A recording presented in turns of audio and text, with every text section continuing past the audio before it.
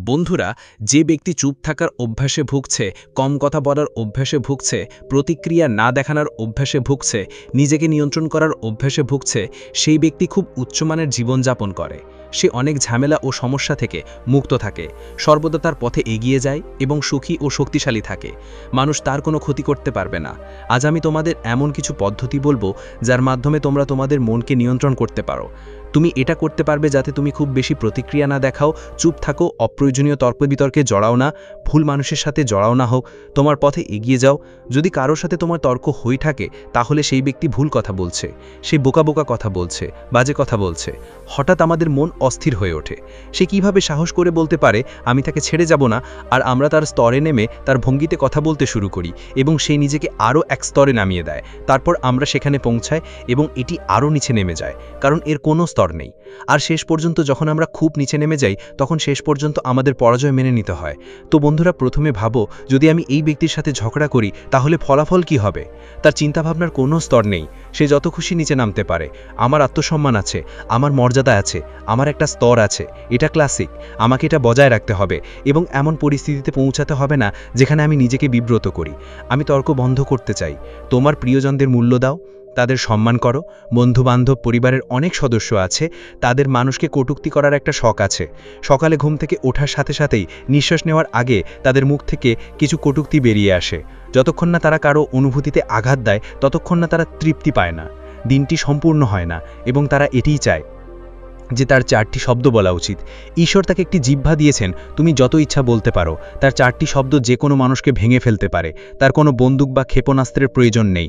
তুমি যত ইচ্ছা বলতে পারো, মানুষের হৃদয় ভেঙে দাও, তাদের মন ভেঙে দাও, তাদের দুর্বল করে দাও আর নিজে শক্তিশালী হয়ে ওঠো। তাহলে যারা তোমাকে বারবার কটূক্তি করছে, তুমি আমাদের রক্ত চুষছ, তুমি কিছুই করতে পারবে না। এটা তোমার নিয়ন্ত্রণের বাইরে।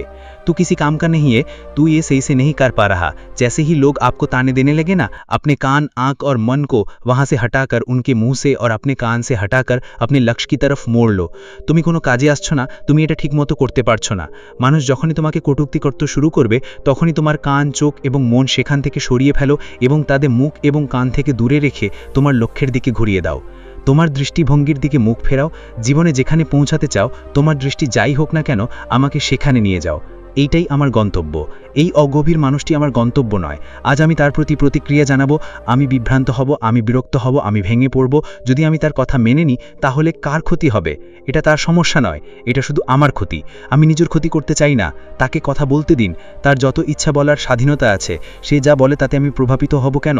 আমি কেন তাকে এত মূল্য দিচ্ছি? সে যতই ঘনিষ্ঠ হোক না কেন, যতই রক্তের সম্পর্ক হোক না কেন, সম্পর্ক তৈরি হয় রক্তের সম্পর্ক দিয়ে নয়, টিকিয়ে রেখে। সে টিকিয়ে রাখতে পারছে না, সে তোমাকে দুঃখ দিচ্ছে। তাই তোমার দুঃখ করা উচিত নয়।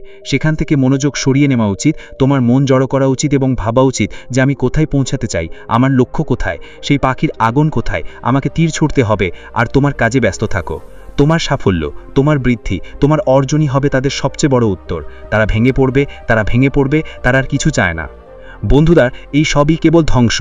আমি আমাদের জীবনের মানুষদের, বিশেষ করে ছাত্রছাত্রীদের এবং যারা তাদের কেরিয়ার তৈরি করছেন তাদের বলছি যে এই বিষাক্ত কথা এবং বিষাক্ত মানুষদের একমাত্র কাজ হলো তোমাদের ধ্বংস করা। বন্ধুরা, তোমাদের বিভ্রান্ত হওয়া উচিত নয়। একজন ব্যক্তির কথা, তার উদ্দেশ্য এবং সে কি চায় তা বোঝার জন্য গুরুত্বপূর্ণ।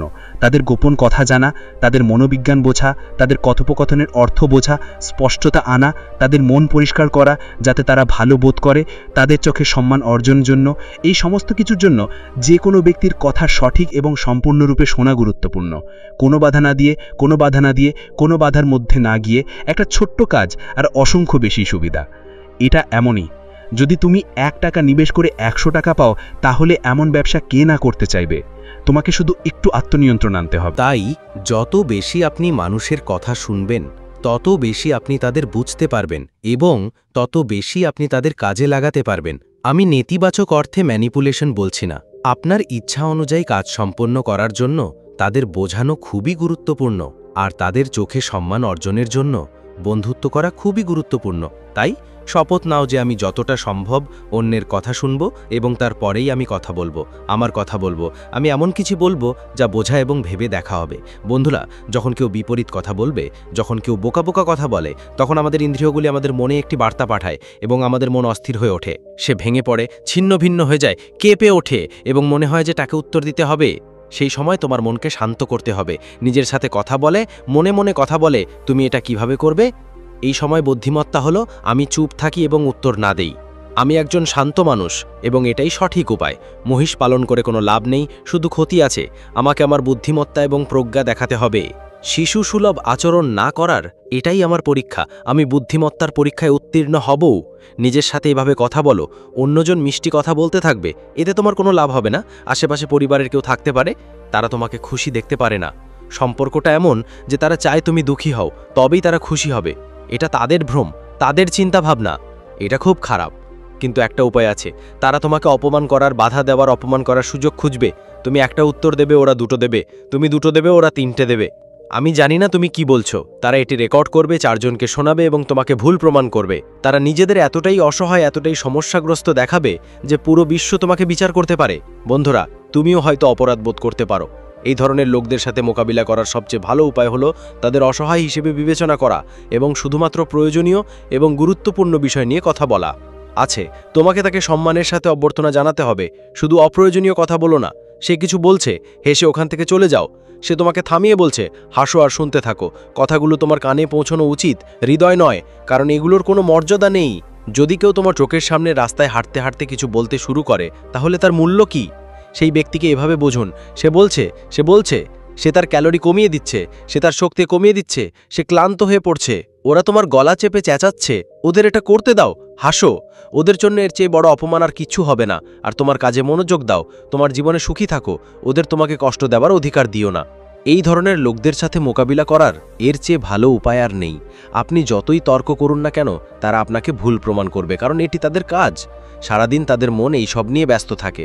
শান্ত থাকুন এবং দেখুন কিভাবে তারা রসিক হয়ে ওঠে, দেখুন কিভাবে তারা জোকার হয়ে ওঠে। বন্ধুরা, এই টিপসটি শুরুতে তোমাকে অনেক কষ্ট দেবে। তুমি ভাববে যে আমি অপমানিত হয়েছি, তাই আমি হেরে গেলাম। কিন্তু দেখো শেষমেশের প্রভাব কত বড় হবে। সেই ব্যক্তির মুখ বন্ধ হয়ে যাবে, সে কথা বলতে বলতে পাগল হয়ে যাবে এবং তারপর সে ভাববে যে আমার কথার কোনো প্রভাব পড়ছে না, আমি যতই বলি না কেন। আর ধীরে ধীরে সে নিজেই তোমাকে এড়িয়ে চলবে অথবা স্বাভাবিক হয়ে যাবে। বন্ধুরা, কম কথা বলার অভ্যাস অথবা সঠিক সময় চুপ থাকার উপায়, এই উপায় অবলম্বন করার একটাই সেরা উপায়, যা সাধারণভাবে একটি খুব ভালো পদ্ধতি। অর্থাৎ অনুশীলন শুরু করতে হবে, নিজের প্রতি প্রতিশ্রুতিবদ্ধ হতে হবে এবং ধীরে ধীরে নিজেকে পর্যবেক্ষণ করতে হবে। আর তোমাকে এগিয়ে যেতে হবে।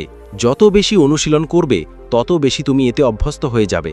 আর শুরুতে যখন তুমি কিছুক্ষণ অনুশীলন করবে, যখন ফলাফল দেখাতে শুরু করবে, তখন তুমি কি কি সুবিধা পাচ্ছ, কি কি জিনিস বুঝতে পারছো, তাই তোমার এটা আরও বেশি করার ইচ্ছা হবে। বন্ধুরা, একটা কথা মনে রেখো, বারবার তোমার কথাগুলো বলে তুমি মূল্য যোগ করছো না, তুমি অন্যের মনে ঢুকছো না, তুমি শুধু তোমার কথা নষ্ট করছো, তাদের মূল্য কমিয়ে দিচ্ছ। একবার তুমি কাউকে স্পষ্ট করে কিছু বললে তারা তা শোনে, এটাই যথেষ্ট। বারবার বললে কিছুই হবে না, তারা বুঝবে না, রাজি হবে না। তুমি চেষ্টা করার সময় চাপ দেবে না। কেউ তোমাকে প্রত্যাখ্যান করতে চাইলে কিছুই হবে না। 10 বার বা 100 বার বলুন, তিনি সেই শব্দগুলি প্রত্যাখ্যান করবেন। আর যদি কেউ এটি গ্রহণ করতে চান, তাহলে তিনি একবারই এটি গ্রহণ করবেন। আর যারা কম কথা বলেন, তারা কেবল একবারই স্পষ্ট কথাটি বলবেন, তার কথা বেশি শোনা যায়। সবসময় মনে রেখো বন্ধুরা, তুমি কি জানো একজন মানুষের সামাজিক জীবনে তার সবচেয়ে বড় সম্পদ কি? বন্ধ মুষ্টি হলো তালাবদ্ধ মুষ্টির মতো, যদি এটি খুলে যায় তাহলে এর কোনো লাভ নেই। তুমি যত কম কথা বলবে, তোমার গোপন কথা তত কম বেরিয়ে আসবে, তোমার চিন্তাভাবনা তত কম বেরিয়ে আসবে। মানুষ তোমাকে কম বুঝতে পারবে এবং তোমাকে কম ব্যবহার করতে পারবে। তুমি সহজেই মানুষকে নিজের মতো করে গড়তে পারো। যেমন একজন ব্যক্তির স্বভাব তোমার থেকে আলাদা, তাই তুমি তার সাথে কথা বলার জন্য নিজেকে তার মতো করে গড়ে তোলো। তারপর এটি অন্য ব্যক্তির মতে বলা হয়, কারণ কেউ তোমাকে জানে না তুমি কি। যদি তুমি একটি খোলা বই হও এবং সবাই এটি ভালোভাবে পড়ে থাকে, তাহলে মানুষ সহজেই এর থেকে তোমাকে বুঝতে পারবে কখন তুমি কৃত্রিম আর কখন তুমি বাস্তব। তোমার ব্যক্তিত্ব এমন হওয়া উচিত যাতে মানুষ সবসময় ভাবতে থাকে যে এটা কি এটা নাকি ওটা, যাতে লোকেরা তোমাকে কাজে না লাগাতে পারে এবং তুমি চিন্তাভাবনা চালিয়ে যেতে পারো এবং তোমার কাজ চালিয়ে যেতে পারো। বন্ধুরা, আমি আপনাকে আরও একটি গুরুত্বপূর্ণ বিষয় বলতে চাই যে এটা এমন নয় যে সবসময় লুকিয়ে থাকতে হবে এবং কথা বলতে হবে না। এমন নয় যে কেউ সরন্ত শপথ নিয়েছে। চুপ থাকার বিষয়ে আমি যে কথাগুলো বলছি, সেগুলো পরিস্থিতি এবং পরিস্থিতির উপর নির্ভর করা উচিত। যেখানে তোমার অবস্থান নেওয়া এবং উত্তর দেওয়া প্রয়োজন, সেখানে তোমার উত্তর দাও। স্পষ্টতার সাথে উত্তর দাও এবং চিন্তাভাবনার পর কথা বলা গুরুত্বপূর্ণ। সীমিত শব্দ ব্যবহার করুন, বারবার তাদের পুনরাবৃত্তি করবেন না। ভুল পরিস্থিতিতে কথা বলবেন না, তর্ক করবেন না, ঝগড়া করবেন না। কিন্তু যেখানে কথা বলা প্রয়োজন, সেখানে তাদের বলুন যে কেউ তোমার বিরুদ্ধে মিথ্যে অভিযোগ আনছে, স্পষ্ট উত্তর দাও। তুমি প্রমাণ করতে পারো এবং তুমি যা বলবে তাই দেখাও, আমি তাই করব। যদি তুমি প্রমাণ করতে না পারো তাহলে আমি প্রমাণ ছাড়াই তোমার উপর 4টি অভিযোগও চাপাতে পারি, কিন্তু আমার মান তা নয়। তাই সাড়া দেওয়া খুবই গুরুত্বপূর্ণ। অনেক সময় কথার চেয়ে কাজ বেশি কথা বলে। আমাদের কাজের একটি ভাষা আছে, এর চেয়ে স্পষ্ট এবং ভালো ভাষা আর কিছু হতে পারে না। আপনি যতই কথা বলুন না কেন, আপনার কাজ সর্বদা তার ঊর্ধ্বে থাকবে। তাই পদক্ষেপ নেওয়ার, বড় সিদ্ধান্ত নেওয়ার এবং পথ বেছে নেওয়ার উপর বিশ্বাস রাখুন। মানুষের কাছে যাওয়ার সময় মানুষের স্বভাব এবং আচরণ ও কথার উপর ভিত্তি করে পদক্ষেপ নিতে হয়, এবং এই পদক্ষেপ রাগের কাছে কাউকে মারধর করার মতো নয়। ভবিষ্যতে যাতে এমন পরিস্থিতির সৃষ্টি না হয়, আপনার সময় এবং শক্তির অপচয় না হয়, সেজন্য একটি প্রতিশ্রুতি আছে। তাই তোমার প্রতিশ্রুতি প্রমাণ করো। বারবার প্রতিশ্রুতি দিলে প্রতিশ্রুতি বাড়বে। অন্যথায় তোমার কাজের মাধ্যমে যতটা সম্ভব বলার চেষ্টা করো। তোমাকে ভালোবাসাও দেখাতে হবে। যদি রাগ দেখাতে চাও বা কাউকে দূরে ঠেলে দিতে চাও, তাহলে কাজ দিয়ে করো, এটা আরও ভালো। এই সাধারণ জীবনের জন্য একটি নীতি তৈরি করো। আমার মনের শান্তি দরকার। আমি চাই আমার মন সর্বদা শান্ত এবং সুখী থাকুক, এবং আমি একটি শান্তিপূর্ণ অবস্থায় বাস করতে চাই। আমাদের খুশি থাকতে হবে এবং অপ্রয়োজনীয় মারামারি, মহিষের মনতা এবং টক্সিক মানুষ ইত্যাদি থেকে দূরে থাকতে হবে। এতে আমি ছোট হই না, কাপুরুষ হই না, আমি জ্ঞানী হই। এটা আমার জীবন এবং আমাকে এটা ভালোভাবে বাঁচতে হবে। কোনো বোকা বোকা ব্যক্তির সাথে তর্ক বা লড়াই করো না। তোমার পথে এগিয়ে যাও। সে বলল, ঘেউ ঘেউ করে যা খুশি তাই করতে পারে, যতক্ষণ না এটা কামড়ানো বন্ধ করে। আমি আমার পথে এগিয়ে যাব। ধন্যবাদ বন্ধুরা, শুভকামনা।